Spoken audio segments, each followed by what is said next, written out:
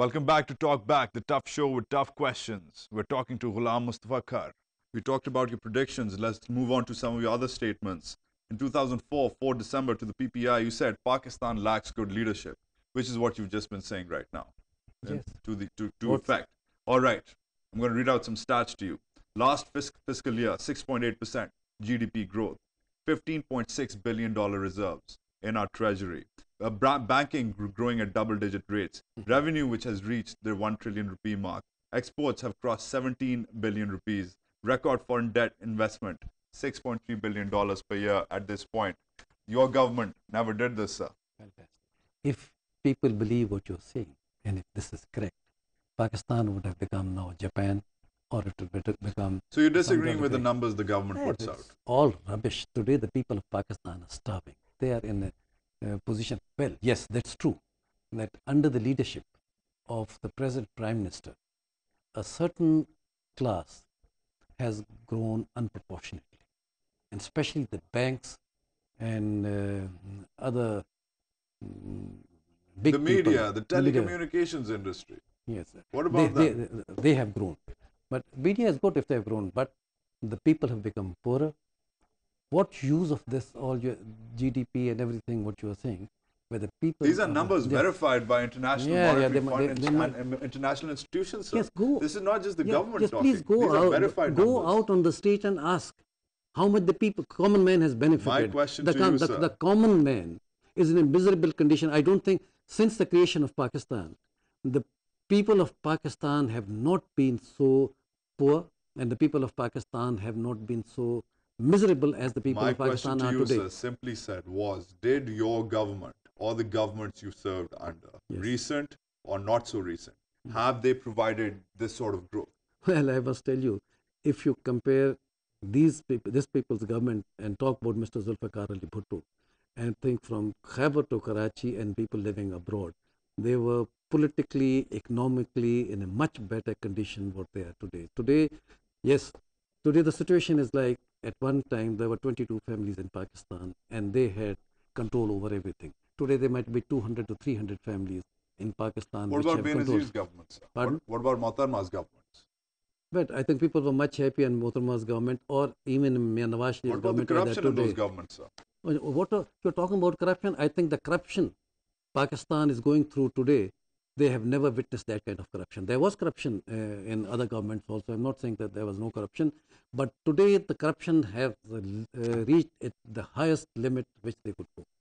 But the only thing is, they have been protected. They're not answerable to the people. They have done what they wanted. Why are you asking me? When you're you're an educated person and you, I think, know everything about Pakistan, take this mic of yours and go tomorrow on any street and talk about people that economically is Pakistan better today or at the time of Mr. Bhutto, or politically is Pakistan more viable and more stable.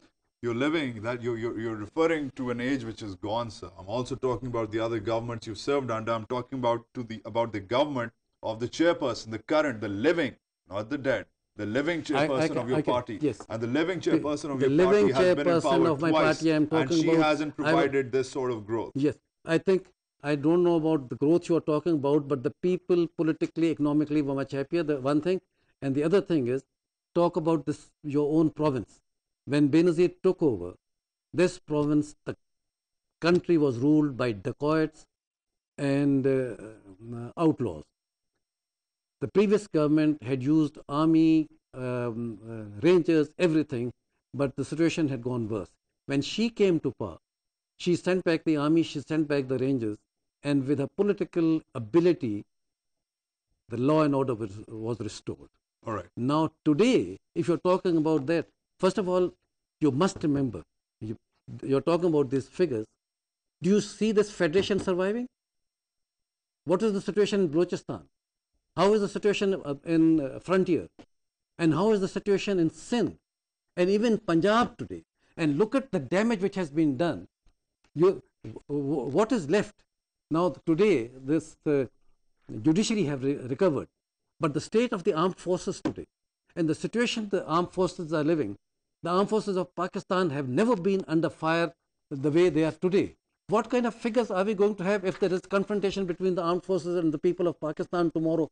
You think this federation will survive? So you And also staying on that subject. if the army is wiped out, or if the army is defeated by the people of Pakistan, we are never going to have this army again. Speaking of which, you said recently, only last week, you said that the Lal Masjid operation was a conspiracy against the Federation. How can you say that? You're saying that the lives of all those soldiers who lost their lives under attack, it was just a conspiracy. You've gone on to say that the Lal Masjid operation was done to appease the United States of America. It might be. How can you make that? I am making it. Is that another one of your predictions? Yeah, I am making it now. What I am Are telling you going to come on an interview 10 years later and say, no, I'm not a prophet? No, not at all. I make bad predictions? Is it the same statement What is you're bad giving about it? I'm still saying, I stand by my comments which I had made. I think by this, the people of Pakistan are angry. People of Pakistan are not happy. And this could have done in a much better way if there was the administrator, or if it was done in the Pakistan's national interest. I think there could not have been more than 4 to 5 casualties, and these mullahs which have been arrested, or these maulvis which have been arrested, they could have been arrested in a much better way, and there would have been no need to use force. There wouldn't have been enough damage to the Federation. No damage to the Federation and killing of the people. What do you think? We might disagree politically. Well, speaking of damage to the Federation, sir, you've also been allied in your rather lightful political career. You've been allied at one point with Nawab Akbar Bugti. Not allied. I today still say Nawab Akbar Bugti was not against Pakistan. He was not against Federation. Nawab Akbar Bugti was forced into that situation. The government betrayed him. They had these negotiations with him, and then they didn't stand by it. Then certain commitments were made. First, listen to me, please. The question is, you cannot kill your own people. You cannot people who have different views about. I understand. Yes. But Nawab Akbar Bugti said, I have been a Baloch for several centuries. I have been a Muslim for 1400 years. I have been a Pakistani for just over 50. Then, in a joint press conference, he said about you, he said, I'm glad there are other traitors in Pakistan, and I'm glad they are in the Punjab. Yes. He called you a fellow traitor. No, he never called me a traitor. This was a way of thinking. While before that you used to call people from the smaller province traitors, now you are calling people from Punjab as traitors. This is something, as I said, first of all, tell me one thing about it. Have you heard anywhere in the last 60 or 70 years, the Indian Prime Minister or the Indian President calling somebody as a traitor? There is the armed struggle. There were so many things which have happened, but they have never called their citizen a traitor or agent. Here, who has not been a traitor? Akbar Bengal is a traitor. Mustafa Khar is a traitor. Mumtaz Bhutto is a traitor.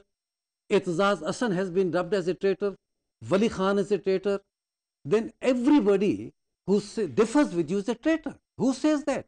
How can you have a country when you have so many traitors here there? Please stop this line. Nobody should call any Pakistani who lives in Pakistan as a traitor. They have different opinions.